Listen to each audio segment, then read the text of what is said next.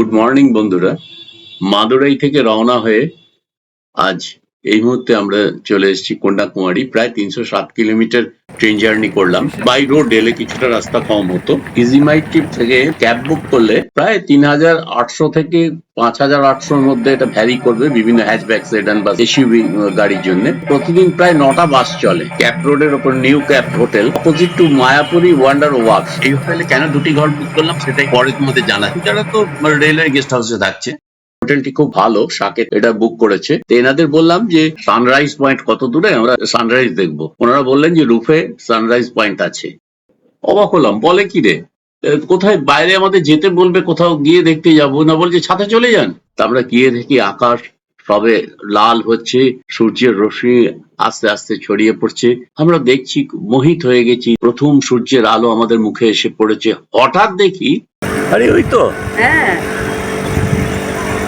সার্থক হলো আমাদের সানরাইজ দেখ। এত সুন্দর হোটেলের পজিশন, বিবেকানন্দ রক মেমোরিয়াল। মহাষষ্ঠীতে সূর্যের প্রথম আলোয় দেখলাম। পূজা সাকে ফ্রেশ হতে গেস্ট হাউসে চলে গেল, আর ইতিমধ্যেই ব্যাঙ্গালোর থেকে এসে গেল রেনি আর সনদ। আমরা বেরিয়ে পড়লাম আজকে বিবেকানন্দ রক মেমোরিয়াল দেখতে।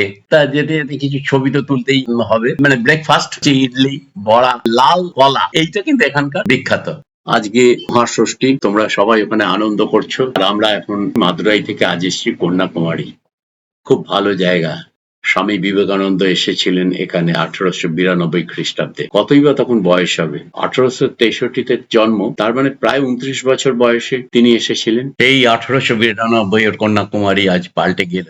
সেই কন্যাকুমারী আমরা আজকে দেখবো, প্রাণ ভরে দেখবো। তোমরা সঙ্গে থাকো, অনেক কিছু জানার আছে। নিউ কেপ হোটেল থেকে ফেরিঘাট মাত্র 1 কিলোমিটার। 75 টাকা পার হেড, 4 জনের 100 টাকায় টিকিট কেটে নেওয়া হলো। লঞ্চ ভাড়া 75 টাকা per head. Vivekananda rock Memorial দেখার জন্য 30 টাকা পার হেড টিকিট কাটতে হবে। টিকিট কেটে একটা করিডোরের ভেতর দিয়ে আমরা এগিয়ে যাচ্ছি। লেফটে জাফরি দেওয়া, এদিকে হাওয়া আসছে, বসবার ব্যবস্থা আছে। যেই লঞ্চ ঘাটে এসে গেল, তখন আমাদের অ্যালাউ করলো। আমরা ফেরিঘাটের মধ্যে প্রবেশ করলাম। আমরা দেখতে পাচ্ছি দূরে বিবেকানন্দ রক মেমোরিয়ালকে, আর বাঁ দিকে আমাদের লঞ্চ আসবে। ওখানে একটা জাহাজ, লঞ্চই বলা যায়, এখানে দাঁড়িয়ে আছে ছোটখাটো।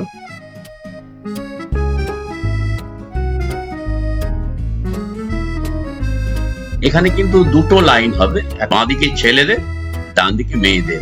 এখানে কন্ট্রোল করছেন নীল ড্রেস পরা যিনি আছেন। বেঙ্গলে হলে সিভিক বলতাম, এখানে সারেং বলা যেতে পারে। এই লঞ্চ এসে গেল এবং যাত্রীরা নামবেন এখান থেকে। এই হচ্ছে লাইফ জ্যাকেট। এই লাইফ জ্যাকেটটা ঠিক বুঝতে পারছি না, এই সাউথ ইন্ডিয়ায় বড় বড় মোটা মোটা মালা যেগুলো পরায়, ওই রকম গলায় পরে নিতে হবে। এই যে ঠিক যাচ্ছেন এনে এইভাবে পরে নিতে হবে। কিন্তু লাইফের কি সেফটি আছে বুঝতে পারছি না। কেউ ওই বেল্টটা বাঁধছে না, ওই গলায় লাগিয়ে যাচ্ছে, কিন্তু বরং এটা কুটকুট করবে গলায়। ভেতরে প্রচুর জায়গা আছে বসবার। একটায় প্রায় 5 জন করে। জানলার ধারে নিলাম ছবিটা তুলবো বলে, একটু সাজুগুজু করে নিলাম পরে। আমার পাঞ্জাবির সঙ্গে বেশ ভালোই মানিয়েছে। মেঘটা দেখো কি সুন্দর মেঘ, আর দূরে পাহাড় একটা দেখা যাচ্ছে, আর দূরে দেখা যাচ্ছে ওই যে চার্চ। হোটেলটা এইদিকেই আছে। সনদ জায়গা রেখেছিল একসাথে বসার জন্য, আর এদিকেও আবার লাইট টিউব আছে। এগুলো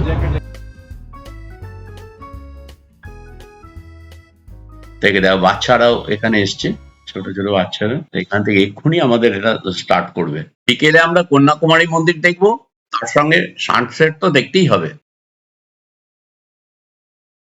ঠিক 11:06 লঞ্চ ছাড়লো, সমুদ্রের জল কেটে এগিয়ে যাচ্ছে। নীল আকাশের বুকে সবুজাভ জলে, যেন আমরা ভেলায় ভেসে চলেছি ওই দূরে বিবেকানন্দ রক মেমোরিয়াল, যেখানে 133 ফিট হাইটের তামিল কবি ও দার্শনিক তিরুভাল্লার মূর্তিও দেখতে পাবো। 11:06 আমরা স্টার্ট করেছিলাম ওপারটায়, এখন 11:09 বাজছে। অলরেডি আমরা অলমোস্ট পৌঁছেই গেছি। এবার শুধু এই বোটটা এখানটা লাগছে, মানে 3 থেকে 4 মিনিট লাগে এটা এখানে পৌঁছতে। মোটামুটি এই সেটিং করতে পুরো দাঁড়িয়ে যেতে এখানটাতে 5 মিনিটের মধ্যে পৌঁছে যায়। এবার ওই পাশে দূরে একটা পাহাড় দেখা যাচ্ছে, আর মেঘ কি সুন্দর, অপূর্ব। আর চার্চ যেটা দেখা যাচ্ছে, আর ওই দূরে ওই হোটেলটায় আমরা ওখানটাতে আছি। সবাই নামছেন, আমিও নামবো, কিন্তু যতটুকু তার মধ্যে সৌন্দর্যের রস নিংড়ে নেওয়া যায় প্রকৃতি থেকে, নিচ্ছি। অপর্ণা সবাই নামলো, চলো।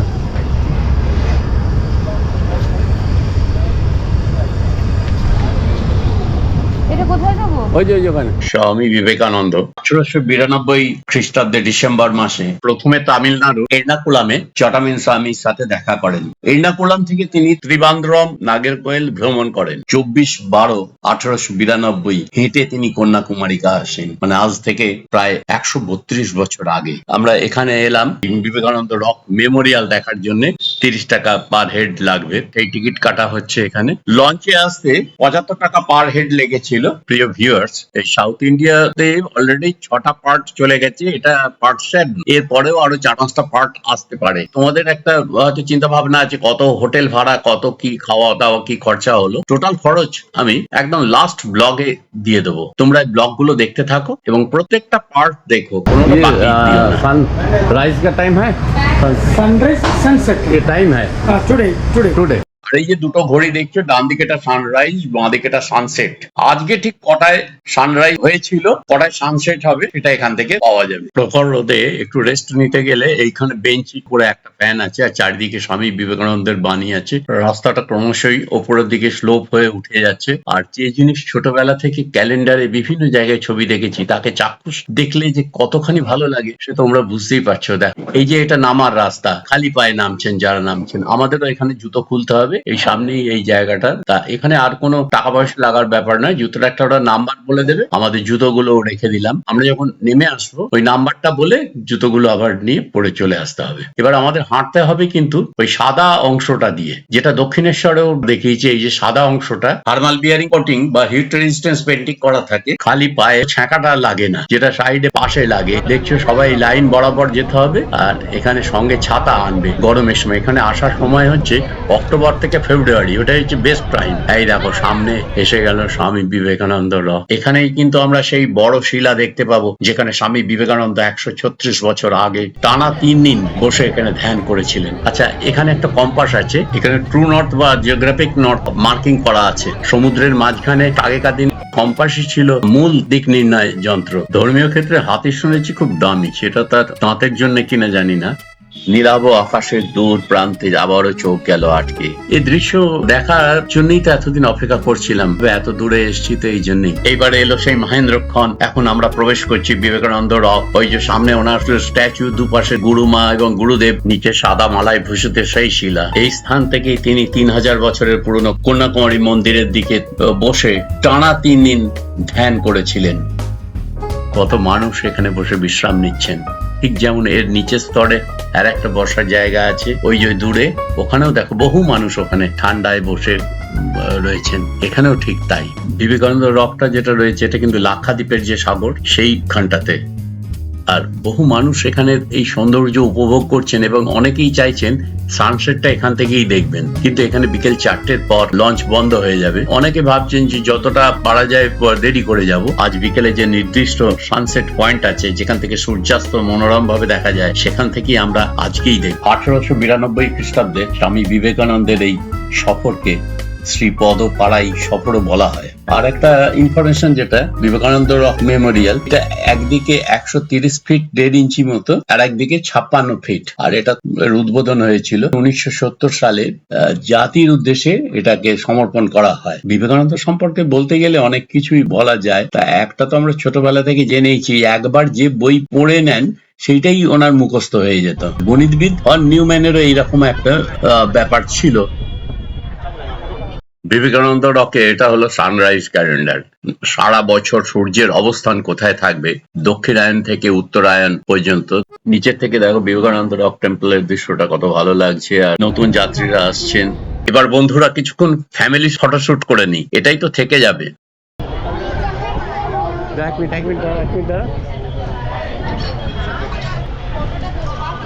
এই মুহূর্তে কন্যাকুমারীর কেপ কমারিনে আমরা 6 জন আছি।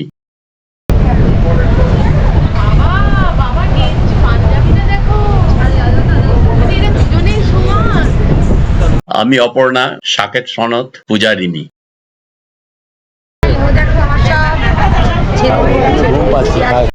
তা আমাদের ছোট্ট ছোট্ট কিছু ফটোর ভিডিও ক্লিপস বা ছবি একটু সামান্য সময় নিচ্ছি। হঠাৎ দেখি সারাক্ষণ ঘোরার পর সনাতনী কি আলোচনা করে মেডিটেশন রুমে ঢুকে পড়লো। মেডিটেশন করতে গেল না রুমটা দেখতে গেল জানি না। এরপর সব রিলস তৈরি হচ্ছে, ফটো তোলা হচ্ছে।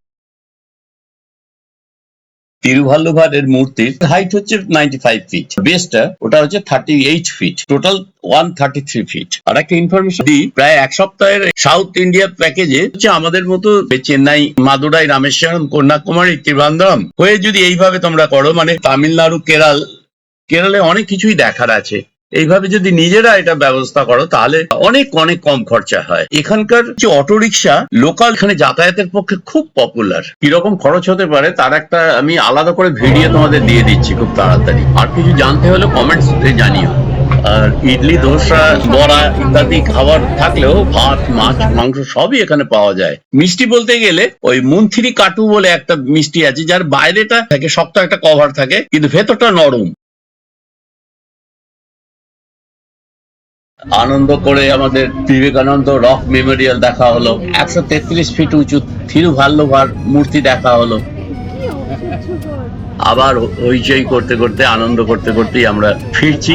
এই লঞ্চ এখনই উঠে যাব। এখানে আমরা নানা রকম ভাবে ছবি তুলছি একসঙ্গে, মানে 6 জন আছি, বুঝতেই পারছো।